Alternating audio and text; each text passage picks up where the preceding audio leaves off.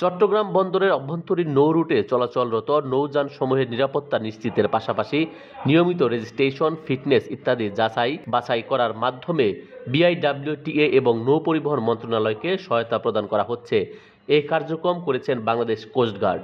সোমবার দুপুরে বিসিজিএস সবুজ বাংলা লেফটেন্যান্ট কমান্ডার সালমান সিদ্দিকী জানিয়েছেন, বর্তমানে চট্টগ্রাম বন্দর কর্তৃপক্ষ লাইটার ট্যাঙ্কার সহ অন্যান্য খাদ্য সামগ্রী ও ভোজ্য তেলবাহী জাহাজসমূহকে নোঙ্গর এলাকায় ৭২ ঘন্টার বেশি অবস্থানে নিষেধাজ্ঞা আরোপ করেছেন।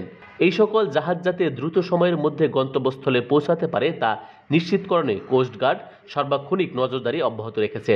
কোনো লাইটার জাহাজে যেন ভোগ্যপণ্য মজুত করে কৃত্রিম সংকট সৃষ্টি করতে না পারে সেদিকেও কঠোর নজরদারি করা হচ্ছে বলেও জানান তিনি। এ সময় নৌ পরিবহন অধিদপ্তর চট্টগ্রামের পরিদর্শক ওয়াহিদুর রহমান সহ আরো অনেকেই উপস্থিত ছিলেন। 11 ফেব্রুয়ারি হতে মধ্যবর্তী আমরা প্রায় 1085টি লাইটার জাহাজ যে আরোহণ করেছি এবং এর মধ্যে যেগুলো হচ্ছে ভোগ্যপণ্য এবং ভোজ্য তেল নিয়েছিল তারা যাতে 72 ঘন্টার অধিক থাকতে না পারে সেজন্য আমরা কার্যব্যবস্থা গ্রহণ করেছি।